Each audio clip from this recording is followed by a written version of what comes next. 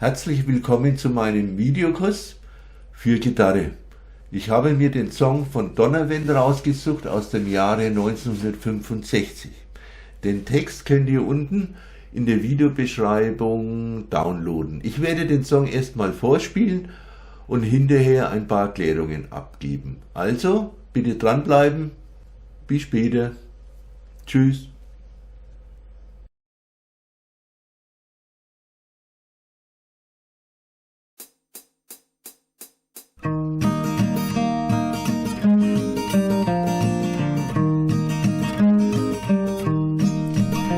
In the chilling hours and minutes of uncertainty, I want to be in the warm hold of your loving mind, to feel you all around me and to take your hand along the sand. But I may as well try to catch the wind. When sundown pails the sky, I want to hide a while behind your smile, and everywhere I'd look, your eyes I'd find. For me to love me now would be the sweetest thing, 'twould make me sing. But I may as well try to catch the wind.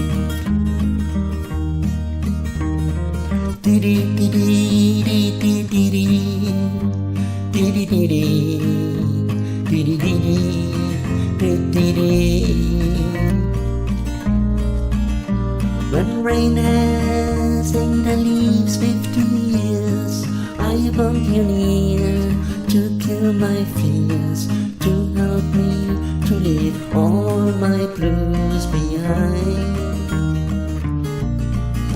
For standing in your heart is where I want to be and long to be. But I may as well try to catch the wind.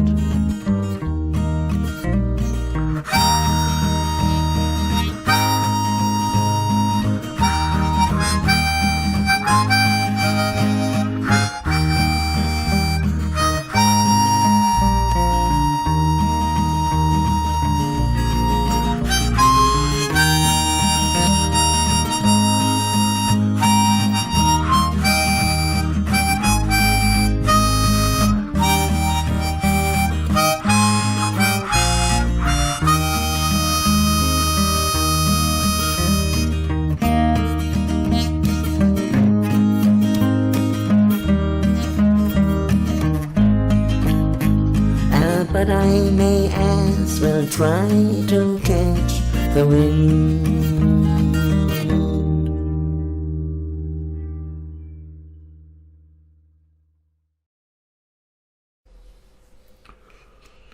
Also am besten fangen wir mal an, dass man einen Capo-Taster am dritten Bund setzt.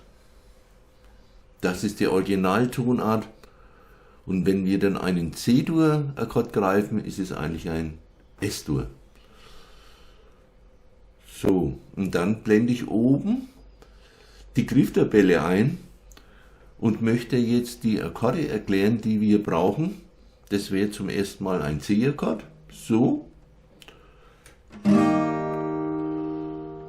Aber da kommt ein besonderer C-Akkord zum Vorschein, nämlich mit dem kleinen Finger da oben noch. So.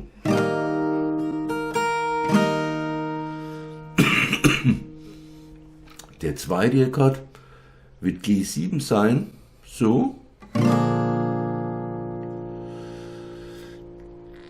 Dann gibt es noch einen F, Add 9, also ein F-Akkord wäre ja doch so. Und das Add 9 heißt also nichts anderes, als dass eine None hinzugefügt wird, und zwar von F aus. Von F 8 hoch kommt man wieder zum F und dann eine dazu, dann ist es eben ein G. Also so.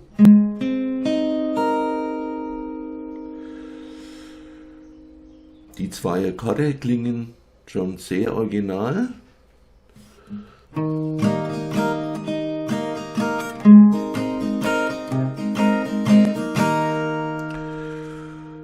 Dann gibt es einen G-Akkord, so,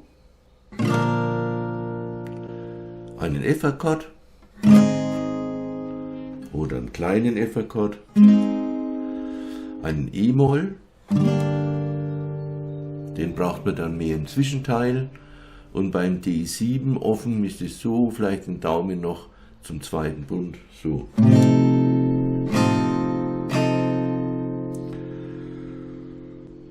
So, und ich werde jetzt die Einleitung erklären.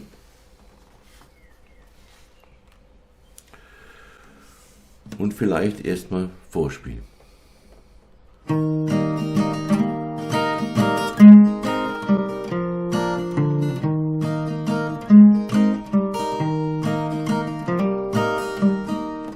Nochmal.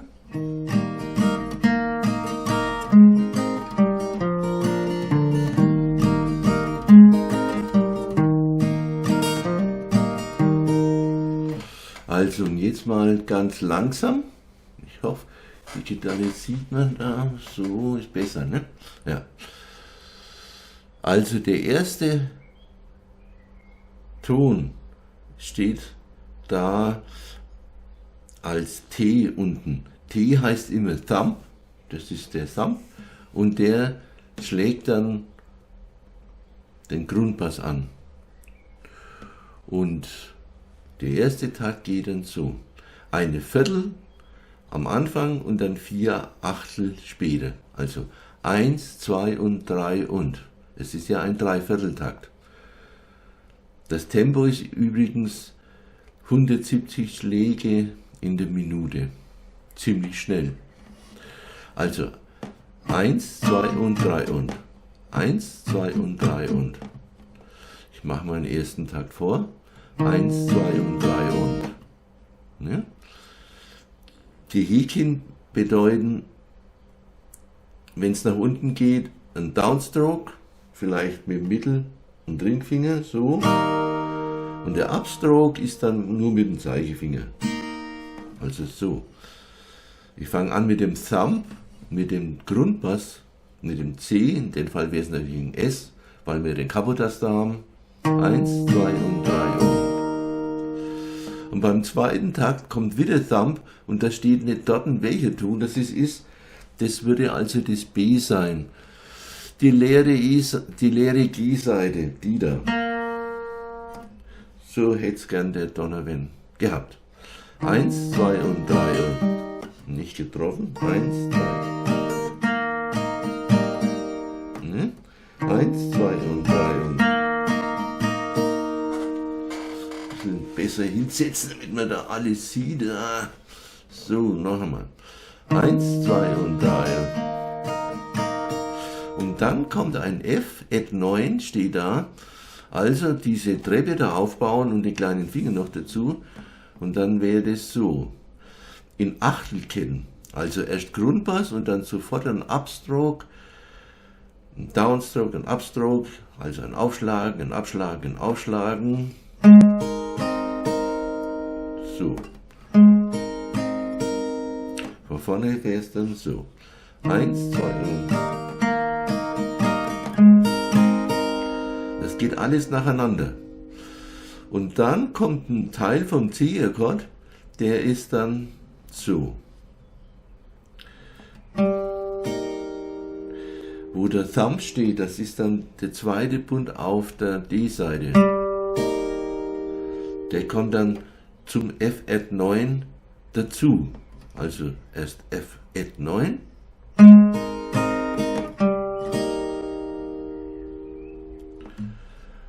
Also von vorn.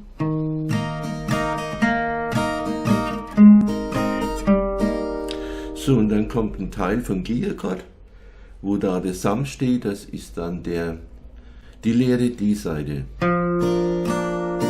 Und dann kommt wieder ein Thumb, das ist dann der zweite Bund auf der A-Seite. Und dann kommt man zum C, das ist dann etwas einfacher. aber 2/4. Also so.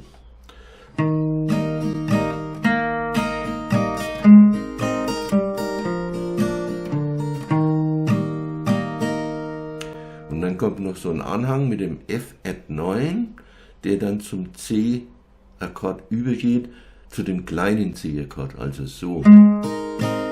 Wechseln und dann Grundbass. Die letzten 2 Takte sind so. Moment, dass ich da nichts verkehrt mache.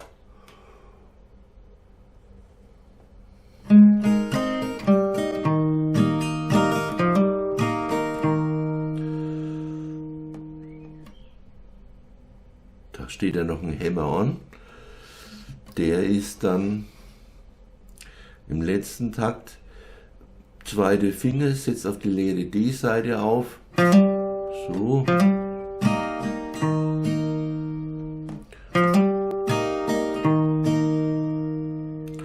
Also insgesamt ist es dann so.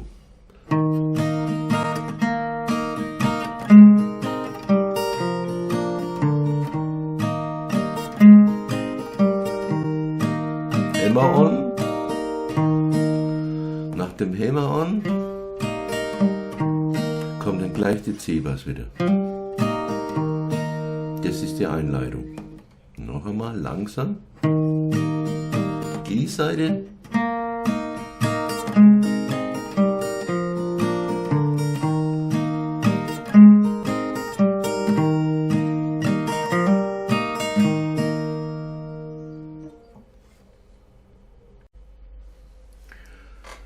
So, und jetzt zu Vers 1.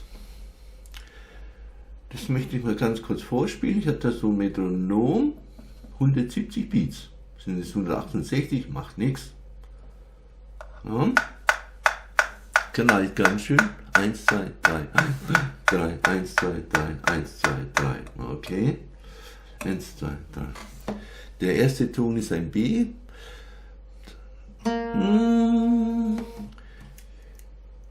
In the chilling hours and minutes of uncertainty, I want to be in the warm hold of your loving mind,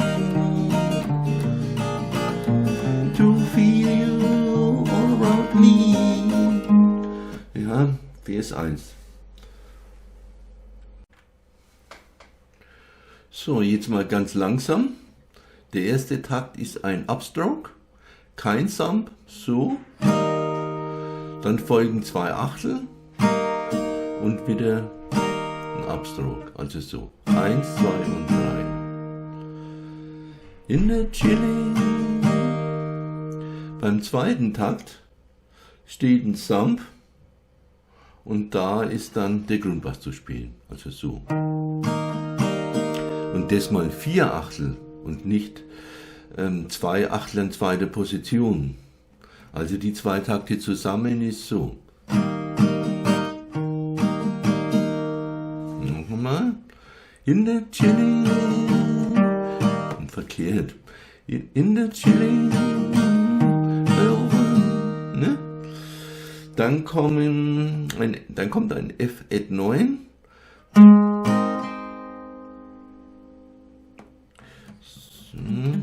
Gleich mit Achtelketten, so.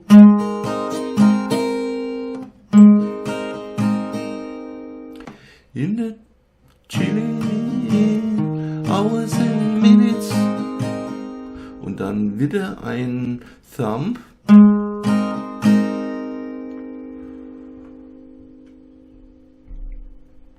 Und dann geht's wieder zum C-Akkord. Und zwar mit dem Grundton.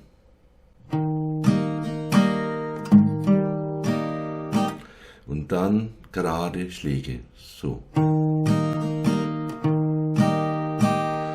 Vielleicht sogar den kleinen Finger wegnehmen zu normalen C-Akkord. So machst du Donnerwind.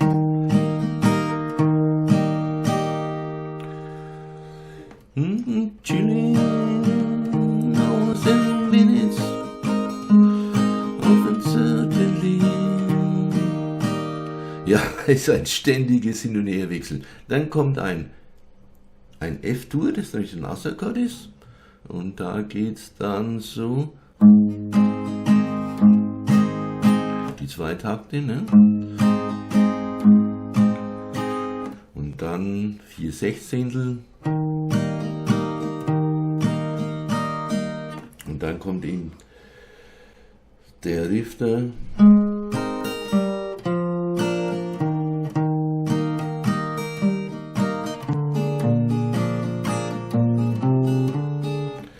Also mit dem F-Akkord, mit dem Lauf da, da geht es dann Ass, also 3. Finger.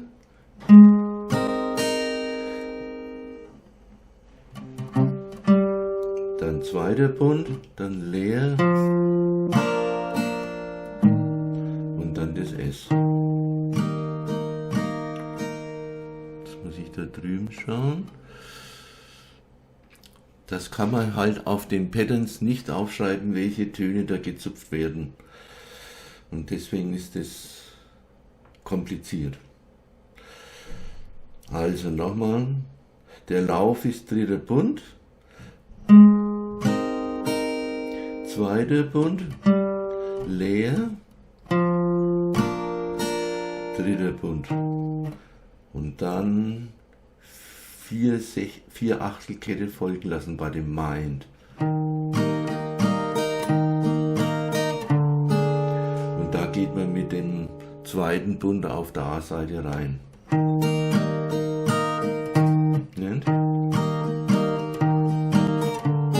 dann Grundbass. Und dann so ein Basslauf nach oben. Der Basslauf nach oben geht eben 3. Bund, 2. Bund, 0 und 2. Bund. Also die letzten 4 Takte sind Grundbass, 2. Bund, Grundbass, Grundbass, leer, 2. Bund. Und führt dann wieder zum C-Akkord.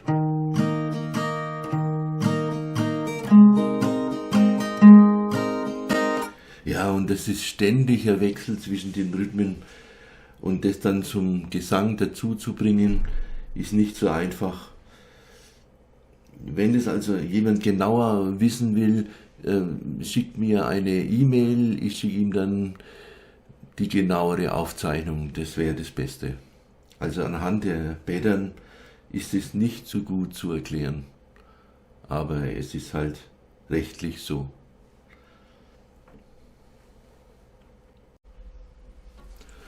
So, jetzt habe ich noch was vergessen, und zwar den Zwischenteil oder die Bridge, und die wollte ich noch zeigen. Also man kommt so mit dem S-Akkord her.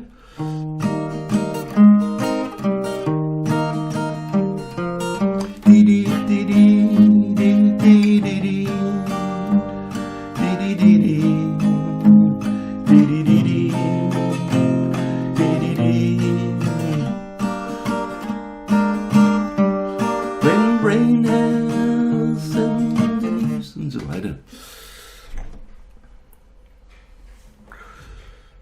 Also, da gibt es einen Übergang, der geht dann so, als C-Akkord.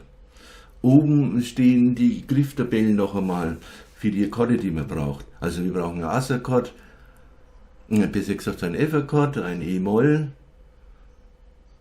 einen D7 und einen G. Ja, und jetzt dieser Übergang, das ist der C-Akkord.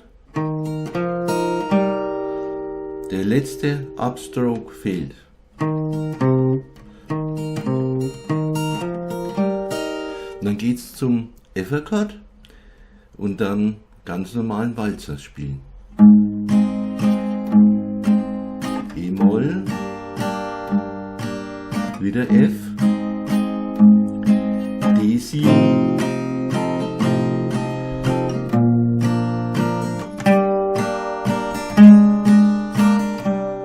When rain has ended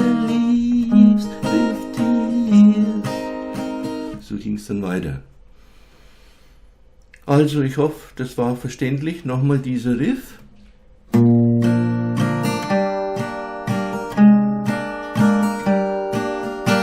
Da ist zu beachten, dass die Achtel an dritte Position kommen. So, 1, 2, 3 und. Und erst im letzten Takt, da kommt dann die 2 Achtel in zweite Position.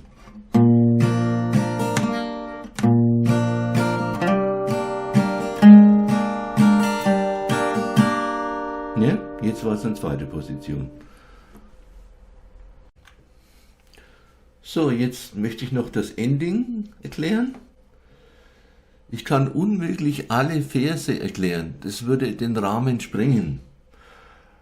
Ja, und deswegen komme ich jetzt zum Schluss. Da geht's los mit 2 Seiten, mit der G- und mit der H-Seite. So.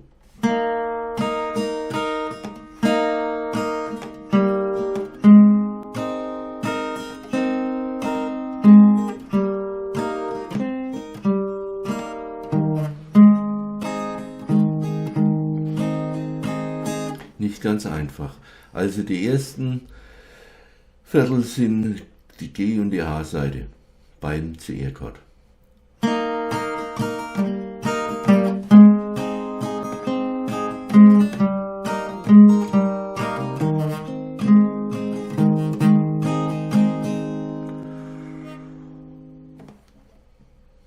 Nochmal, die G- und die H-Seite. Wieder G- und H-Seite, dann der zweite Bund auf der D-Seite. Jetzt ist ein F-Add 9, vielleicht 2 Töne erwischen. Dann die oberen 2, die unteren 2. Und wieder C-Akkord und kurz zum F-Add 9, wieder C-Akkord. Und F-Akkord.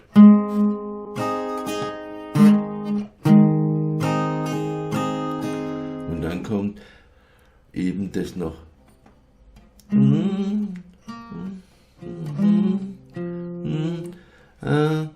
But I may as well try to catch the wind. Das Wind wird wirklich bis zum letzten Ton ausgehalten. Macht er so. Und der Meister Donnerwind. Ja, also der ganze Schluss nochmal. Entschuldigung.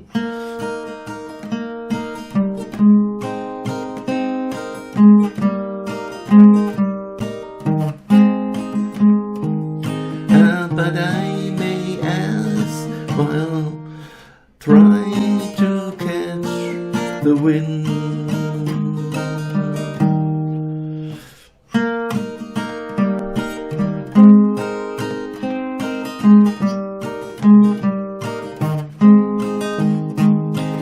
But I may as well try to catch the wind. But I may as well try to catch the wind. Man kann sich auch furchtbar schnell vergreifen. Ja. Also wie gesagt, wenn ihr noch genauere Aufzeichnungen braucht, schickt mir eine E-Mail, ich schicke euch dann die genauere Aufzeichnung.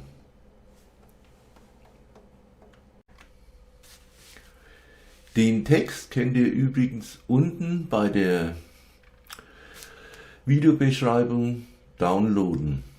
Ganz legal und ist erlaubt. Ja, ich hoffe, euch hat es ein bisschen Spaß gemacht und dann bis zum nächsten Mal. Ciao.